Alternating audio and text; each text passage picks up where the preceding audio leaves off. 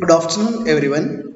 Last class we learnt about how the France treasury drained for the different purposes, and also we start to know that how the King Louis XVI he was taken some of the measures to recover the treasure to collect the resources. And also we know that the French society it was divided into different states, different estates. So and here the thing is that the tax were paid by only the third estate. Now let us discuss about the structure of the French society. So, dear students, actually, the society of estates was part of the feudal system. Are you getting now? So, the society is there. The French society, the structure of the French society. So, it was actually the part of the feudalism.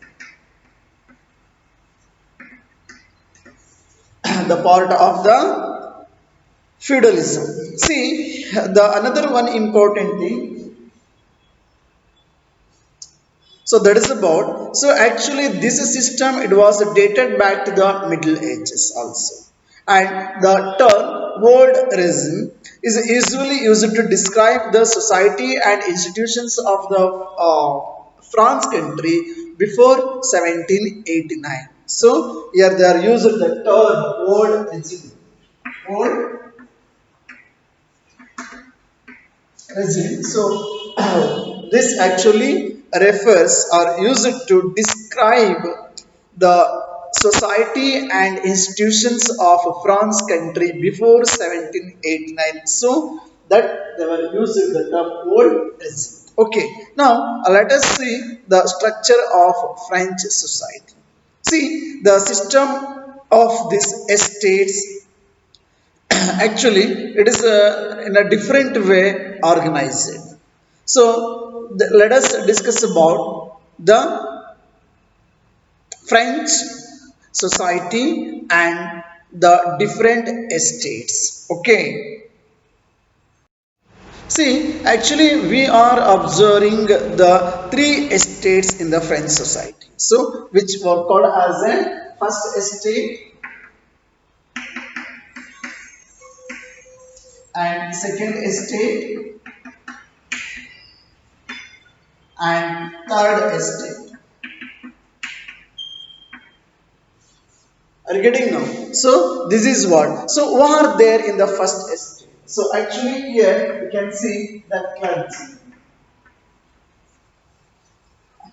Are you getting the clergy? So who are performing the religious activities or religious rituals of the Christianity in church. So those people used to call as a clergy. So those who are in that first status. Okay. So in the first estate clergy. And who are in the second estate? So in the second estate actually noble peoples.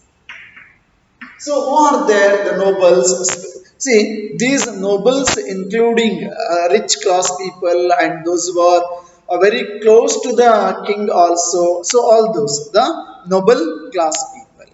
And let us come to the third estate. See here, the third estate. Already I told that the important thing, the tax was paid by only the third estate. So here the first estate and the second estate who are there, the clergy and the nobles, so they were not going to pay anything.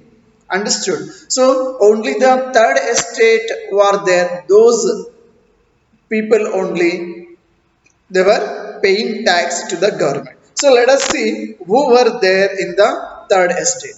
So who are there? So in the third estate, so the first, so businessmen.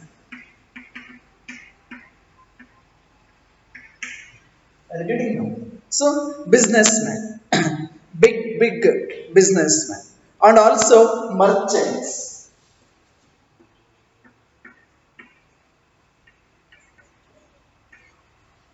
Businessmen, merchants, and court officials, lawyers, etc. All government officials. So court officials, lawyers, etc. Okay. And afterwards, this is actually the big businessmen and the merchants and court officials and the lawyers. So they are all usually the better. So compared to the remaining people or compared to the rest of the people, so those who are there in the third estate, so their condition little bit better because they are all businessmen, merchants and court officials and lawyers. So they are almost all okay. And the next, in the same third estate, they can see the another one section of the people. So the most important peasants and artisans. Peasants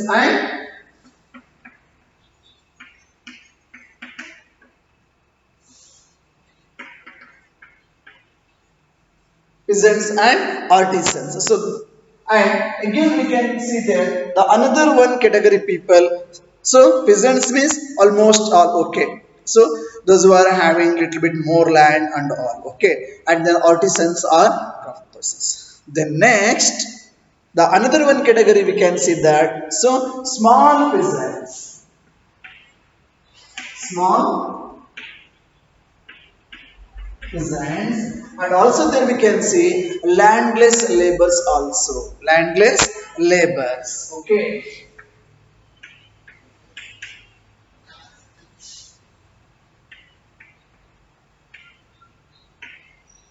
And also servants. See, if we think generally, dear student,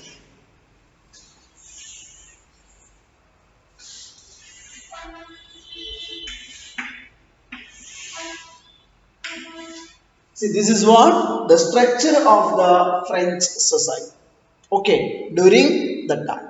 See, if we think generally, actually the tax must be collected by all the people, especially for these people, it's expected to give some concession or excuse and so on so things.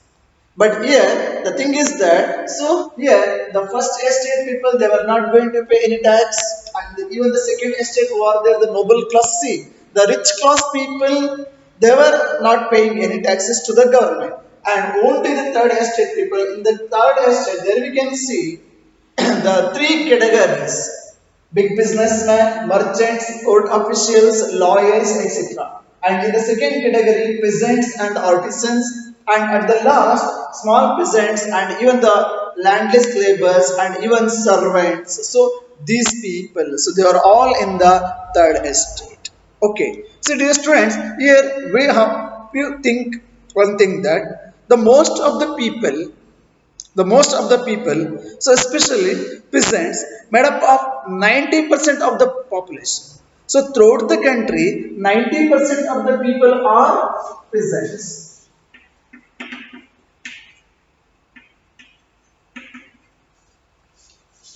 So it was very clear that the maximum, those who are during that time, they were all peasants only because so the peasants made up of about 90% of the population, and only a small number of them own the land they cultivate.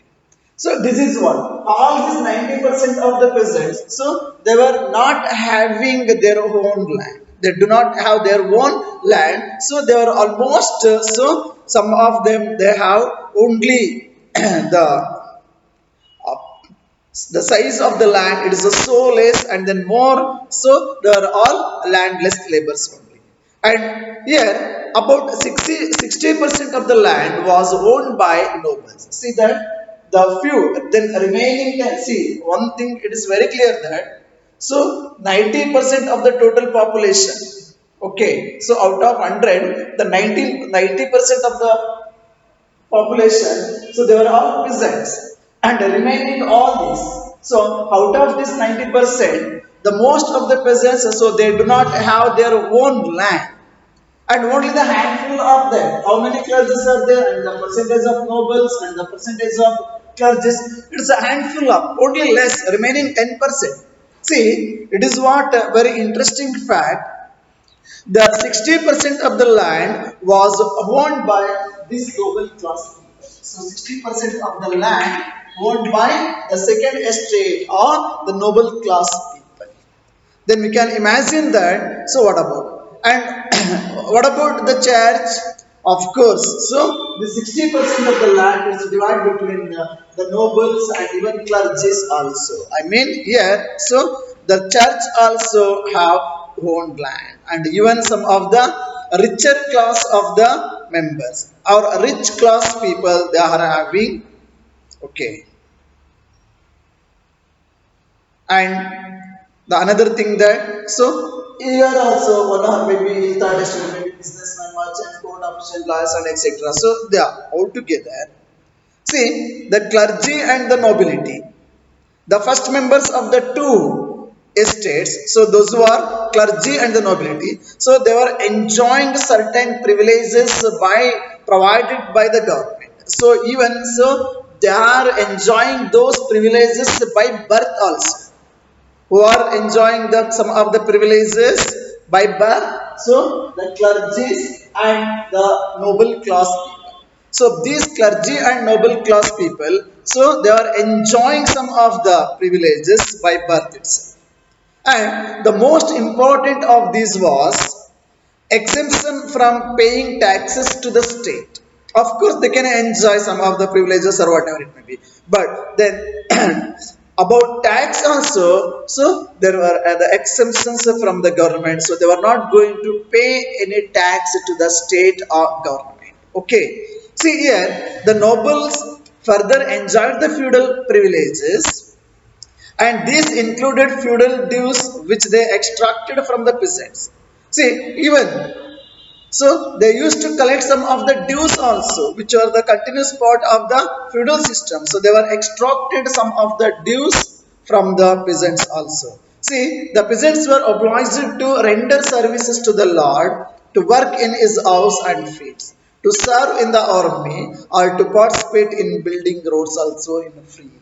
See, this is what.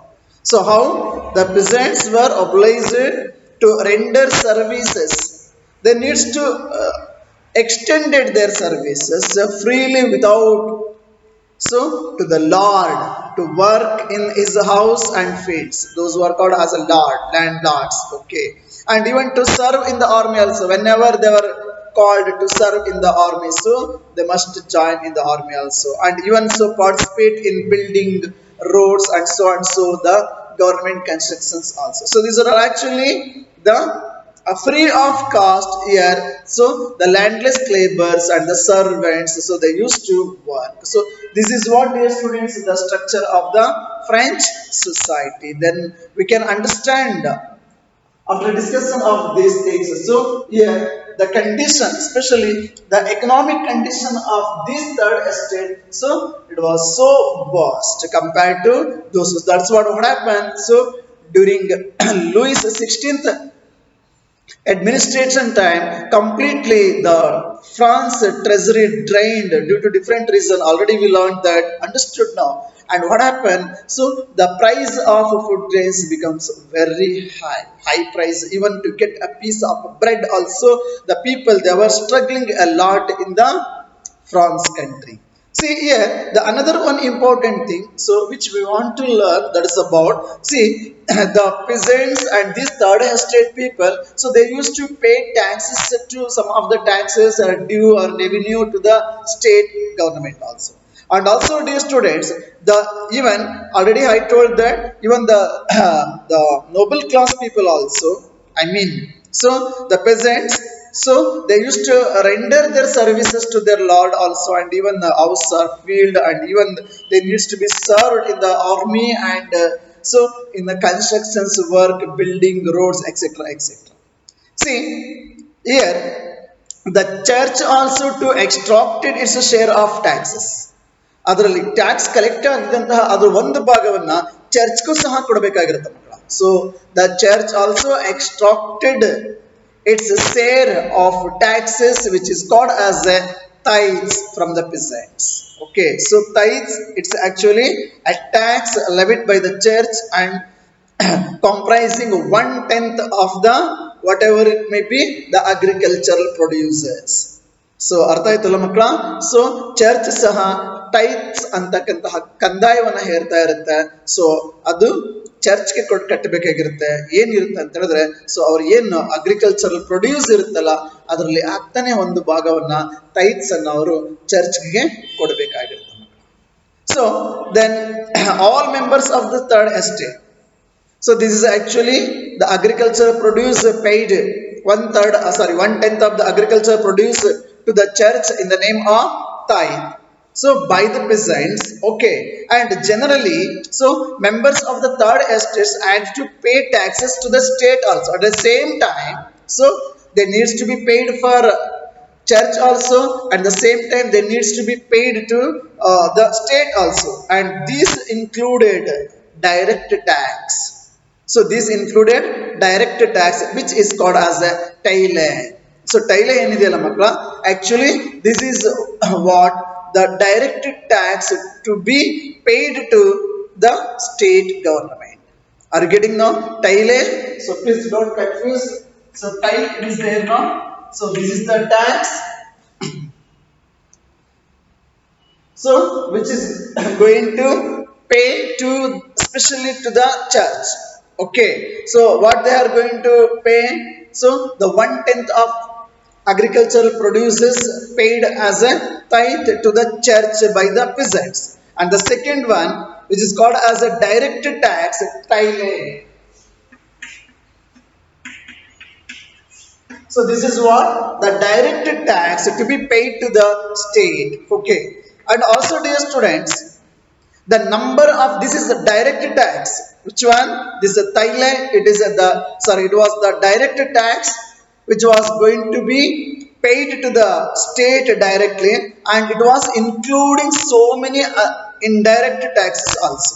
Then don't mind, only these two taxes were collected by the different people. So one tax by the church and then another one tax by the state. No. So there were so many indirect taxes also, which were levied on even the articles of everyday consumption, like even so the common things which the people they were used in their daily life. So on that goods also they used to pay tax, especially like salt, even the tobacco. See, the salt and tobacco, we all of you knows that the essential of stop. If there is no salt, you can imagine. So even the government put tax on salt also, and the government was put tax on even tobacco also, like that. So whatever they were used in their daily life, so on those things also the government was levied different indirect taxes. Got it now? So the burden of financing activities of the state through taxes was become by the third estate alone. See, whatever it may be, the taxes, we all of you came to know that. So, these direct, the different taxes were paid by only the third estate. And it was not enough to maintain, and it was not enough to go through the different financial activities. So, that's what happened now. So, the government was completely suffered because these two classes people, they were not paid any taxes. So actually they were enjoyed some of the privileges by birth itself. So that's what happened, dear students. During this time, the economic condition of France, it was a very crisis. It was in very crisis. Okay, so the burden of financing activities of the state through taxes was borne by the third estate alone. So which was not enough to maintain. So then even though what happened, so to recover the treasure, the 16th Louis, he was introduced the different taxes, even though economic crisis where the people they were struggle to lead their life, where they were struggle to get a piece of bread. So even in this condition also, 16th Louis, so he was imposed so many taxes because to recover the resources to maintain the administration. But the result was that already the people they were struggling anything like, but here now the third estate people they cannot also. They were struggled to get a piece of bread also. So because of this reason only, so the people they were struggle against, revolt against Louis government. Getting now. During this time, so the population of France, so about 23 million in 1715 to 28 million in 1789. So during this time, what happened? So they were struggle to strive.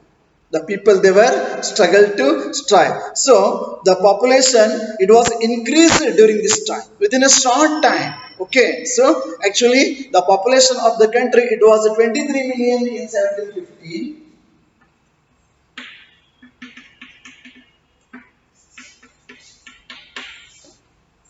Okay, so in 1715, so the population of France, so it is only the 23 million. But within a short, so during 1789, it was arose 29 million. Okay, 20, so 8 million. So now what happened? So because of increase of population. So now we knows that so already even the till today that was the truth. I mean whatever it may be. So if suppose if the population day by day increasing, even so the essentials and the basic needs also needs to be increased to provide. So now what happened? So this led to a rapid increase in the demand for food grains. Of course, so it was very common, even it is very common in the present day also. If the population is increasing, so that means even the increase in the demand for food grains also increasing to serve them for consumption purpose. Okay, because without food, the people they cannot serve, they cannot live also. See, the production of grains could not keep pace with the demand. So it is a very sometimes it is a everywhere common also. So whatever it may be, the demand is there. No, so that demand or that can not reach to supply whatever the demand. So according to demand, so sometimes we may fail to supply also. So now we knows that when the scarcity of the food grains in the open market or in a public market, so what happened now because of the shortage, so automatically the price of those goods is going to be increased. So ಮಾರ್ಕೆಟ್ನಲ್ಲಿ ಯಾವುದೇ ಒಂದು ಪೂರೈಕೆ ಕಡಿಮೆ ಆಯಿತು ಅಂತ ಹೇಳಿದ್ರೆ ಮಕ್ಕಳ supply ಕಡಿಮೆ ಆಗಿದೆ ಅಂತ ಹೇಳಿದ್ರೆ ಸೊ ಬೇಡಿಕೆ ಹೆಚ್ಚಿದೆ ಅಂತ ಹೇಳಿದ್ರೆ ಸೊ ಆಟೋಮೆಟಿಕ್ ಆಗಿ ಏನಾಗುತ್ತೆ ಅಂತ ಹೇಳಿದ್ರೆ ಆ ಒಂದು ವಸ್ತು ಅಥವಾ ಫುಡ್ ಆಗಿರ್ಬೋದು ಯಾವುದೇ ವಸ್ತುಗಳಾಗಿರ್ಬೋದು ಅದರ ಒಂದು ಬೆಲೆ ಅದ್ರದ ಒಂದು ರೇಟ್ ಏನಾಗುತ್ತೆ ಹೆಚ್ಚಾಗ್ತಾ ಹೋಗುತ್ತೆ ಮಕ್ಕಳ. So the same it was happen during this time. The price of bread, which was the staple diet of the majority, rose rapidly. So day by day, the price of bread it was increased anything like in a France country. So most workers were employed as laborers in workshops whose owner fixed their wages. So even till today it was a very I mean it is very common. So the laborers are working means so the wages of those laborers or the workers so that is also fixed. So according to market price or according to the food grain price or according to the increasing of the price, so they are not going to increase their salary or their wages. The wages were fixed. Even the same today also, no one they are not going to increase according to the market price, according to the situation. No, the whatever the laborers or the workers, so they are getting the same. But the thing is that day by day the food grains and other goods and services prices are going to be increased. So here the owners they were fixed their wages. Okay, but wages did not keep pace with the rise in price. It is a very common also because they cannot. So the gap between the poor and the rich class, so now what happened? It was become a wide. It was become very wide. And so nowadays also it is going like that only. The distance between the poor class and the rich class people day by day it's become wide. See, things became very worse whenever drought or hail reduced the harvest. This is also a very bad situation. See, this led to subsistence crisis ಬದುಕಲಿಕ್ಕೋಸ್ಕರ ಹೋರಾಟ ಮಾಡಬೇಕಂತಹ ಸನ್ನಿವೇಶ create ಆಗ್ತದೆ. Something that acted frequently in France during the old regime. Are you getting now? The same thing it was happened, it was created in the old regime. So I hope, dear students, how the population when it was increased, and the same time the because of the demand for food grains, the prices of the those food grains including the bread also increased. And here the common people, the laborers class people, so they were struggle to led their life. The most of the people, especially, this led to a subsistence crisis. Subsistence crisis. So it was created. It was happened. So during the world regime. Thank you. Have a nice day.